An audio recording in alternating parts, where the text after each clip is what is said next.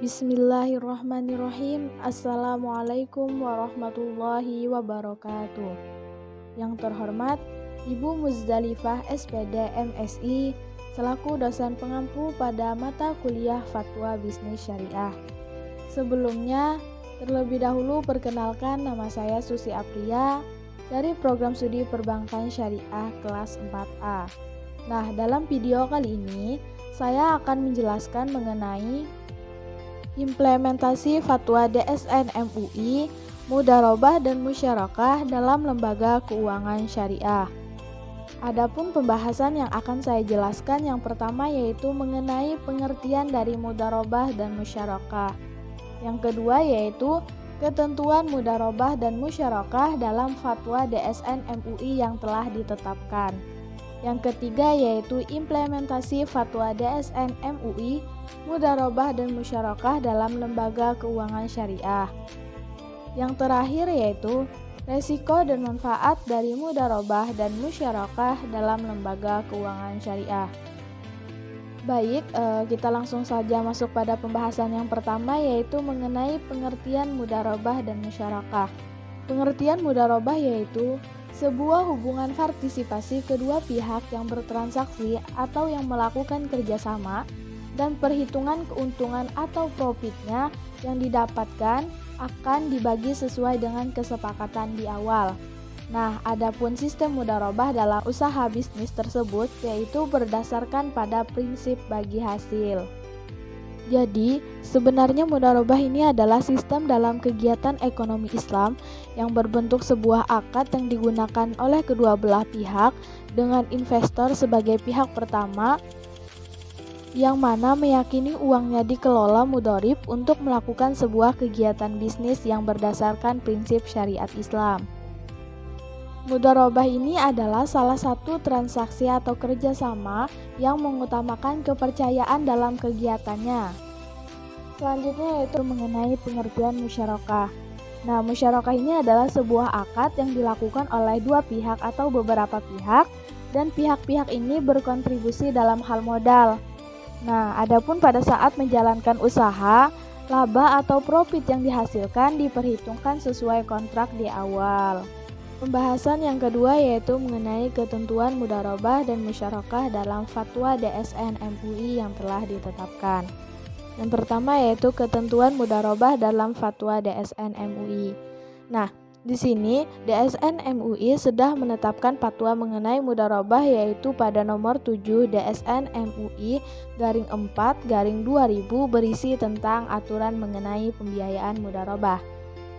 Adapun ketentuan-ketentuan yang ada dan berlaku di dalam akad mudharabah ini sesuai dengan fatwa DSN tersebut yaitu yang pertama, mudharabah yaitu sistem pembiayaan dengan pendistribusian dilakukan LKS ke lapisan masyarakat yang memerlukan dana.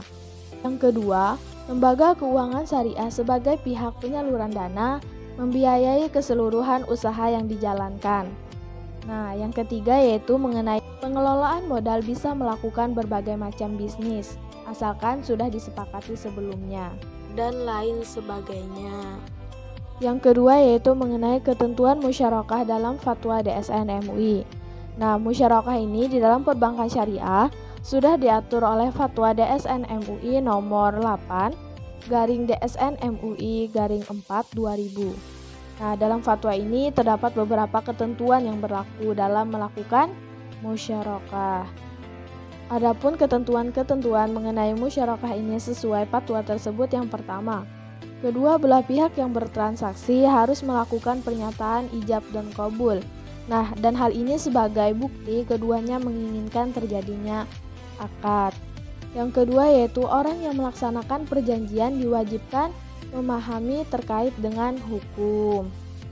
Yang ketiga yaitu ada objek akad, modal, kerja, keuntungan, dan kerugian.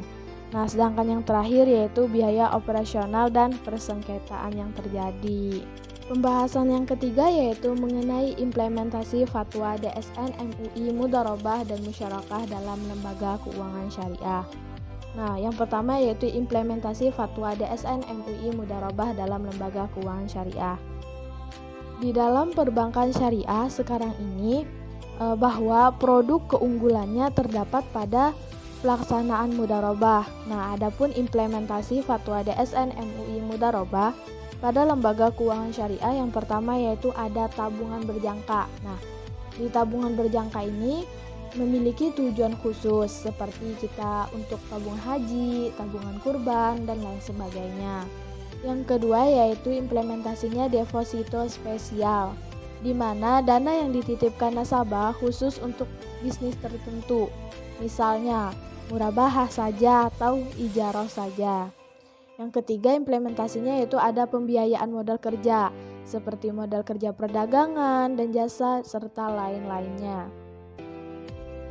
Adapun implementasi fatwa DSN MUI mengenai musyarakah dalam lembaga keuangan syariah yaitu yang pertama, pembiayaan modal kerja. Nah, fasilitas ini merupakan hal yang tidak asing lagi lah dalam kehidupan kita dalam kegiatan ekonomi mikro, di mana kebanyakan dalam menjalankan usahanya membutuhkan modal dari luar.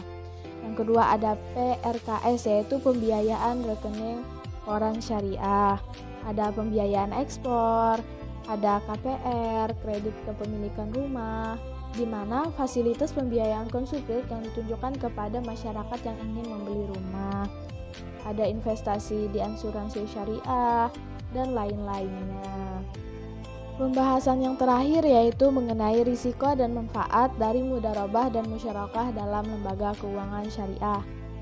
Yang pertama, resiko dan manfaat dari mudharabah dalam lembaga keuangan syariah. Nah, dalam lembaga keuangan syariah terdapat beberapa jenis resiko.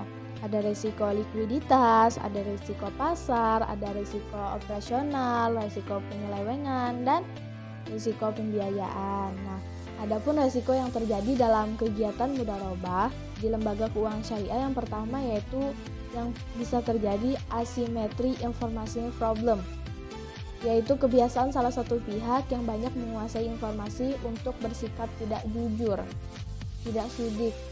Yang kedua yaitu seed streaming, yaitu nasabah yang menggunakan dana tidak sesuai dengan kontrak yang telah disepakati, di mana di sini terjadi penyelewengan. Nah, yang ketiga yaitu terjadinya kelalaian dan kesalahan yang sudah direncanakan ataupun sengaja oleh oknum-oknum yang terkait dalam melakukan kerjasama tersebut. Selain adanya risiko, di dalam mudharabah juga terdapat manfaatnya di dalam lembaga keuangan syariah. Yang pertama yaitu saat profit yang dihasilkan nasabah ini meningkat, maka pihak bank juga akan terdapat peningkatan bagi hasil. Nah, yang kedua yaitu tidak ada kewajiban bagi pihak bank dalam membayar bagi hasil terhadap nasabah pendanaan secara tetap.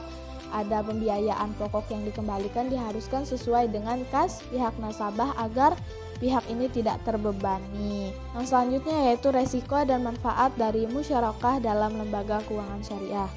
Nah, resiko yang terjadi dalam melakukan kegiatan musyarakah ini dalam lembaga keuangan syariah yang pertama yaitu hampir sama saja dengan mudharabah, di mana nasabah yang melakukan kontrak tidak menjalankan dana yang diberikan sesuai dengan perjanjian di awal. Pihak nasabah biasanya menganggap remeh terhadap kegiatan ataupun kerjasama yang dilakukan, sehingga melakukan kesalahan dengan sengaja, serta di sini nasabah memanipulasi atau menyembunyikan keuntungan yang telah didapatkan. Nah, itu dan hal itu tidak bisa kita pungkiri. Adapun manfaat dari lembaga keuangan syariah terjadinya kegiatan musyarakah ini yang pertama yaitu sebagai bentuk penyaluran dana itu dari bank ke masyarakat. Yang kedua yaitu mendapatkan bagi hasil atas suatu usaha yang telah dikelola nasabah. Yang ketiga yaitu untuk membantu dan memfasilitasi pemenuhan kebutuhan terhadap keperluan nasabah, di mana dengan cara ini adalah jalan yang baik dan benar dan sesuai dengan anjuran Islam serta diperbolehkan. Musyarakah ini dapat menguntungkan kedua pihak yang menjalankannya manfaatnya. Dan manfaat yang terakhir yang penting menurut saya yaitu mengajarkan kita untuk berbuat amanah dan saling percaya dalam sebuah kemitraan yang terjalin. Baik, mungkin itu saja yang dapat saya jelaskan. Kurang dan lebihnya saya mohon maaf. Semoga bermanfaat baik untuk saya maupun teman-teman semua. Terima kasih. Wabillahi taufiq wal hidayah. Wassalamualaikum warahmatullahi wabarakatuh.